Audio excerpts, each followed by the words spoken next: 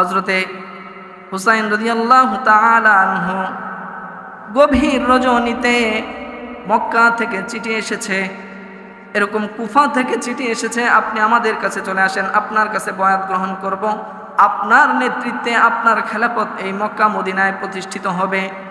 এই জন্য হযরতে হুসাইন রাদিয়াল্লাহু তাআলা আনহু গভীর রজনীতে সমস্ত আহলে বায়াতকে প্রস্তুত করেছেন।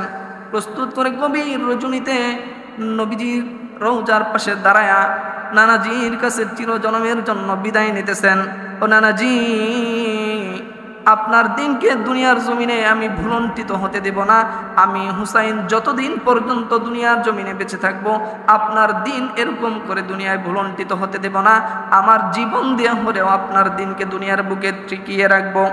নানা গো, আজকে আপনার সোনার মদিনা ছেড়ে আমি মক্কার দিকে অবস্থান করতেছি, গমন করতেছি।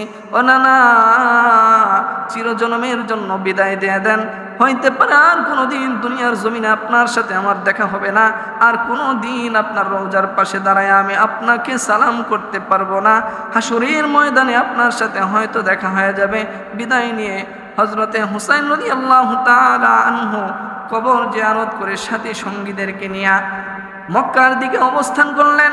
মক্কার অভিমুখে যাত্রা শুরু করলেন। যখন তিনি মক্কায় এসে পৌঁছলেন, মক্কায় তখন হযরতে আব্দুল্লাহ ইবনে আব্বাস, আব্দুল্লাহ ইবনে জুবায়ের রাদিয়াল্লাহু তাআলা আনহু সহ হযরতে আব্দুল্লাহ ইবনে উমর তার কাছে চলে আসলেন। বললেন, ও হুসাইন, আপনি এসেছেন, ভালো হয়েছে। আপনার হাতে আমরা বায়াত গ্রহণ করে নিলাম। আপনাকে সামনে রেখে খেলাফতের দায়িত্ব ভাড়া আপনার উপর অর্পণ করে আপনাকে আমরা এরকম করে খেলাফতের দায়িত্ব দিলাম। আপনি এই মক্কা মদিনায় আরব জাহানের খলিফা। আপনার ডানে বামে সর্ব অবস্থায় আপনার সাথে থেকে যুদ্ধ করব, জিহাদ করব, আপনার নানার দিনকে দুনিয়ার বুকে টিকিয়ে রাখব। এই কথা বললেন।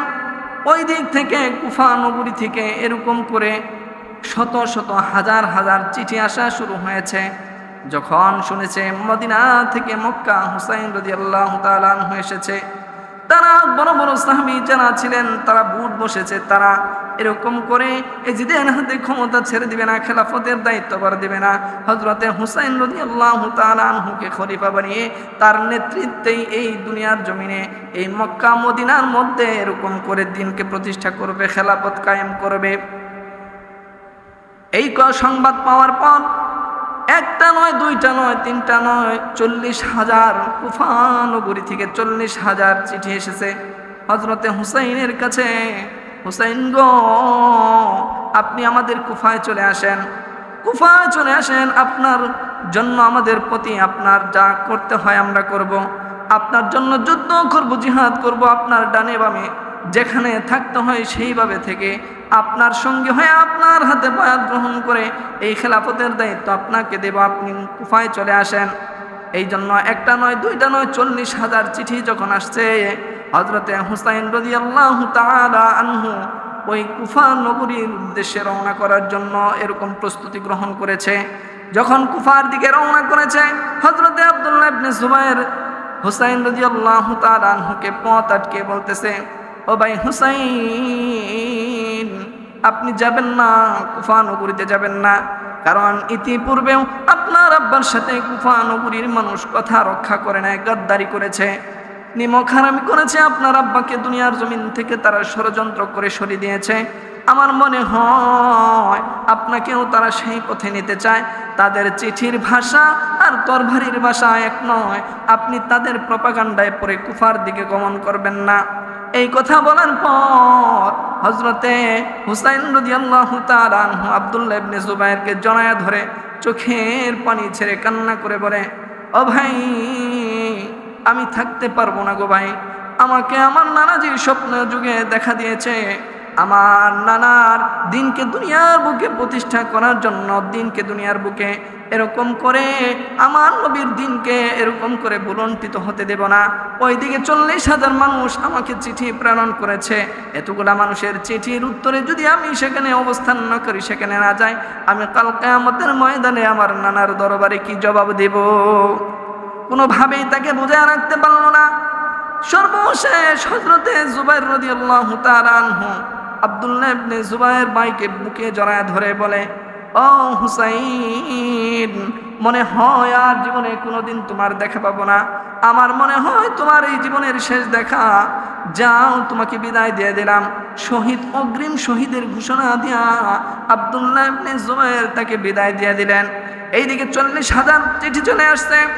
এই বিষয়টা তদন্ত করার জন্য হযরতে মুসলিম ইবনে আকিল রাদিয়াল্লাহু তাআলা আনহুকে হযরতে হুসাইন রাদিয়াল্লাহু তাআলা আনহুর চাচাতো ভাই মুসলিম ইবনে আকিলকে দৃষ্টা পর্যবেক্ষণ করার জন্য কুফার দিকে গমন করতে বললেন।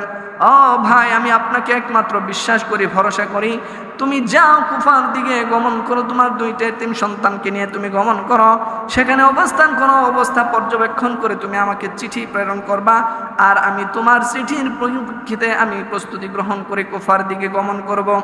এই কথা বলার পর হযরতে মুসলিম ইবনে আকিল তার মা হারা 2টা এতিম সন্তানকে সাথে লয়া কুফার দিকে গমন করা আরম্ভ করে দিয়েছেন। কুফায় যাওয়ার পর কুফার অবস্থা দেখে অনেকটা আলহামদুলিল্লাহ ভালো। কুফার মানুষ তাদেরকে এরকম করে বলল, ও কুফাবাসী, আমি হযরতে হুসাইন রাদিয়াল্লাহু তাআলা আনহুর পক্ষ থেকে এসেছি, আমার হযরতে হুসাইন রাদিয়াল্লাহু তাআলা আনহুর প্রতিনিধি হিসেবে এসেছি, তোমাদের কি অবস্থা? বলে আপনি হুসাইন রাদিয়াল্লাহু তাআলা আনহুকে অতি দ্রুত কুফার মধ্যে গমন করতে বলেন, আসতে বলেন। এইদিকে এজিদ বাহিনীর দাসত্ব আমরা স্বীকার করি না, তার খেলাফত আমরা স্বীকার করি না, আপনি আপনার হুসাইনের নামে আপনার কাছে আমরা বয়াত গ্রহণ করে নিলাম। মুসলিম ইবনে আকিলের হাতে 40,000 কুফাবাসী সেদিন হুসাইনের নামে বয়াত গ্রহণ করলেন। বয়াত গ্রহণ করার পর একটা বাড়িতে তিনি অবস্থান করলেন। ইতিমধ্যে চিঠি লিখে দিয়েছে, ভাই হুসাইন, আপনি আর এক মুহূর্ত ক্ষণকাল দেরি করবেন না, কুফার অবস্থা অনেকটা ভালো, ইতিমধ্যে আপনার নামে আমি মুসলিম ইবনে আকিলের হাতে 40,000 মানুষ বয়াত গ্রহণ করেছে, আপনি এক মুহূর্ত দেরি করবেন না, দ্রুতম আপনি আপনার সাথী সঙ্গীদেরকে নিয়ে আর কুফার দিকে গমন করেন। চিঠি লিখে লোক মারফত পাঠিয়ে দিয়েছে। এদিকে এই সংবাদ এরকম করে চলে গেছে এজিদের কাছে। এজিদের কাছে যখন চলে গেছে, তখনকার ওই কুফার যিনি গভর্নর ছিলেন আব্দুল্লাহ ইবনে মাসউদ, সম্ভবত তিনি আহলে বায়তের প্রতি বড় প্রেম আর ভালোবাসা মুহাব্বত ছিল, একটু নরম তবিয়তের একজন মানুষ ছিল। তখন এরকম করে এজিদ ভাবলো, এই কুফাকে যদি নিয়ন্ত্রণ করতে চাই আব্দুল্লাহ ইবনে মাসউদকে দিয়ে হবে না, যাকে এখানে এরকম করে এই জন্য এরকম ওই কুফার মধ্যে উবাইদুল্লাহ ইবনে জিয়াদ নামক একজন গভর্নর নিযুক্ত করে দিলেন। কারণ সে একটু কঠোর মেজাজের ছিলেন, আগে থেকে একটু স্বৈরাচারী টাইপের লোক ছিলেন, এই জন্য কুফার গভর্নর বানায়া হযরতে এরকম করে উবাইদুল্লাহ ইবনে জিয়াদকে যখন এরকম করে গভর্নর বানায়া দেওয়া হলো অবস্থাকে নিয়ন্ত্রণ করার জন্য, যেই ঘরের মধ্যে মুসলিম ইবনে আকিল আশ্রয় গ্রহণ করেছিল তার 2টা সন্তানকে নিয়ে, ওই বাড়িওয়ালাকে আটক করে লুট দিয়ে এরকম করে ধরে নিয়ে তাকে জেলখানায় আবদ্ধ করলো। এই কথা মুসলিম ইবনে আকিল শোনার পর 40,000 তার সাথে সঙ্গীদেরকে নিয়ে ওই তাদের আশ্রয়দাতাকে উদ্ধার করার জন্য গভর্নর হাউসকে এরকম করে ঘেরাও করে ফেললো। ঘেরাও করার পর উবাইদুল্লাহ ইবনে জিয়াদ গভর্নর হাউসের উপরে উঠে একটা বক্তব্য দিলেন, ও কুফাবাসী, যদি তোমরা তোমাদের সন্তানদেরকে হারাইতে না চাও, তোমরা যদি বিবিদেরকে বিধবা না বানাইতে চাও, তোমাদের সন্তানদেরকে যদি তোমরা এতিম না বানাইতে চাও, এই মুসলিম ইবনে আকিলের পিছন ছেড়ে তোমরা চলে যাও। কারণ অতি সত্বর সিরিয়ান 2 লক্ষের এক বাহিনী তোমাদের বিরুদ্ধে সশস্ত্র বাহিনী আসতেছে যুদ্ধ করার জন্য, ওই সিরিয়ান বাহিনীর সামনে কিন্তু তোমরা টিকতে পারবে না। এই কুফা নগরীকে এরকম করে ধূলিসাৎ করে দেওয়া হবে, সুতরাং সাবধান হয়ে যাও, সাবধান হয়ে যাও, এই মুসলিম ইবনে আকিলের পিছন ছেড়ে তোমরা ভেগে চলে যাও। এই ঘোষণা দেওয়ার পর একে একে এরকম করে সমস্ত মানুষ ভাগতে আরম্ভ করলো। 40,000 মানুষ নিয়ে এসে ঘেরাও করেছিল, কিন্তু শেষ পর্যায়ে দেখেন 60 জন মানুষ তার সামনে রয়েছে, কিছুক্ষণ পরে দেখেন 40 জন, তারপরে দেখেন 30 জন, এরপরে তাকায় দেখেন তার পিছনে একজন মানুষও তার পিছনে নাই। ওই যে আব্দুল্লাহ ইবনে জুবায়ের বলেছিল কুফার মানুষের কথার কোনো এরকম করে তাদের কথা ঠিক নাই, তাদের ওয়াদা ঠিক নাই, আপনি যাবেন না। এই জন্য সেখান থেকে হযরতে মুসলিম ইবনে আকিল এরকম করে ভেগে পলায়ন করে চলে যায়। দুটা সন্তান নিয়ে তাদেরকে এরকম করে আশ্রয় গ্রহণ করার জন্য রাতের গভীরে অন্ধকারে ঘুরে ঘুরে এরকম করে আশ্রয় চাচ্ছিল।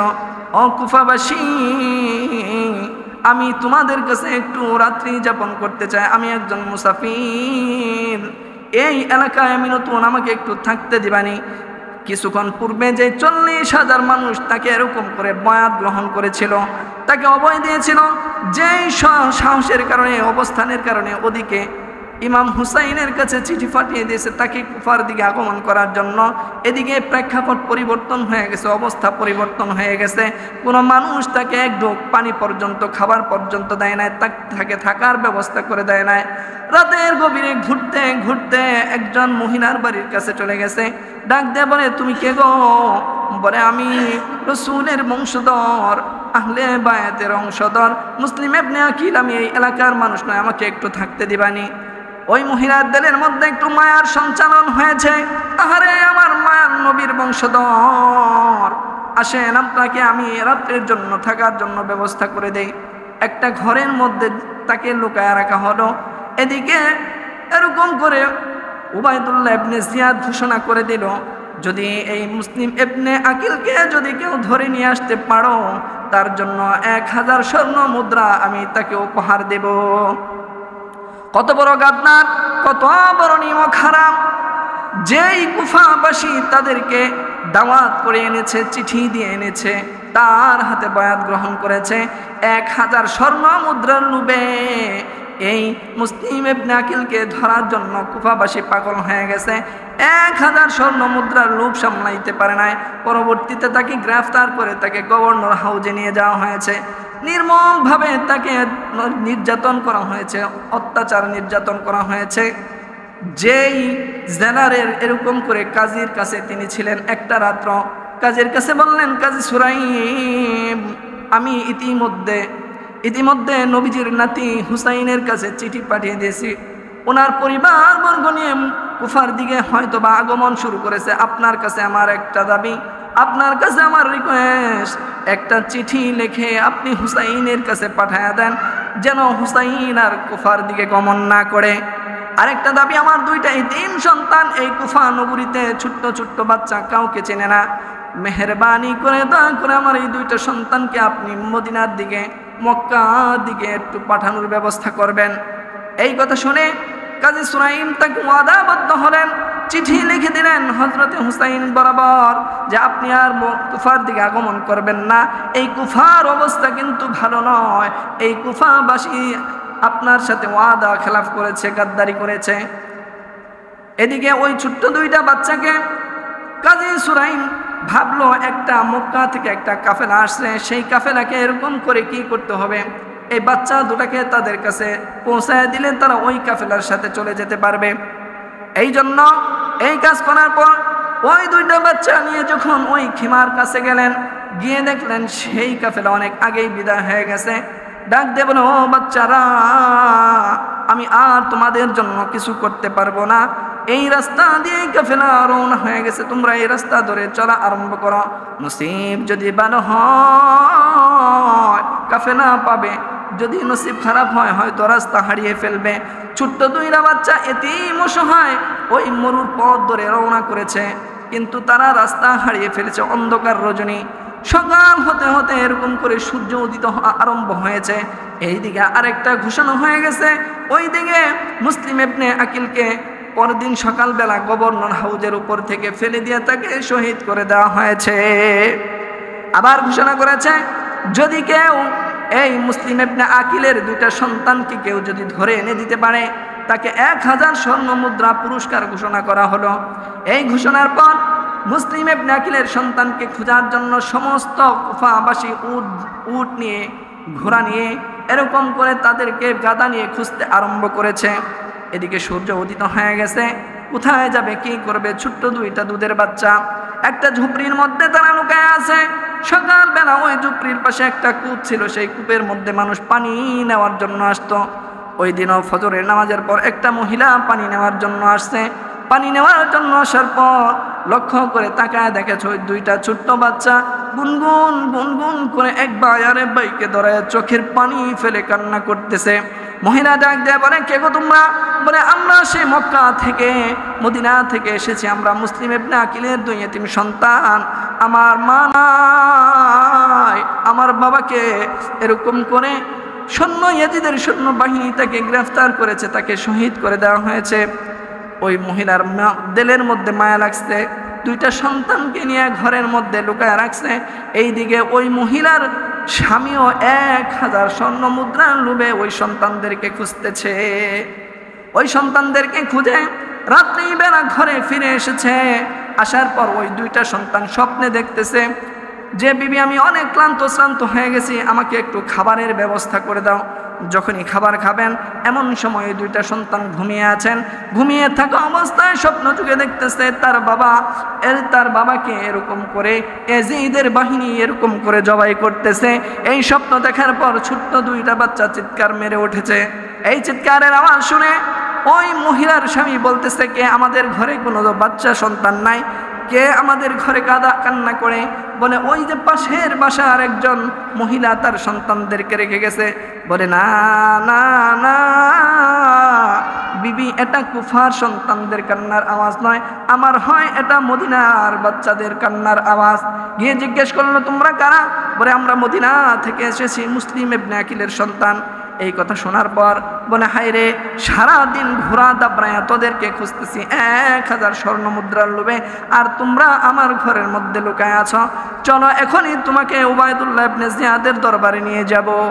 এই সময় এই দৃশ্য দেখার পর ওই ঘরের মধ্যে একজন হাবশী গোলাম ছিল, যেই গোলাম ছোট্টবেলা থেকে মালিক তাকে লালন পালন করেছে। বর্ষা হাতে নিয়ে দাঁড়িয়ে গেছে, ও মালিক, ছোটবেলা থেকে সন্তানের ভালোবাসা মায়া মোহাব্বত দিয়ে আমাকে তুমি লালন পালন করেছ, কিন্তু আজকে তুমি আহলে বায়াত রসুলের বংশধর দুইটা মাসুম বাচ্চাকে তুমি এরকম করে নিয়ে যাবা, তাকে হত্যা করবা, এটা আমি গোলামের জীবন থাকতে হতে দেব না রে। এই জন্য বর্ষা নিয়ে ওই ব্যক্তির সাথে যুদ্ধ আরম্ভ করলো। এক পর্যায়ে ওই তার গোলামকে চিরতরে হত্যা করে ওই সন্তানদেরকে নিয়ে রওনা শুরু আরম্ভ করলো। এই যে করুণ ইতিহাস ঘটনা, ইশকে রাসূল, রাসূলের ভালোবাসা মুহাব্বত।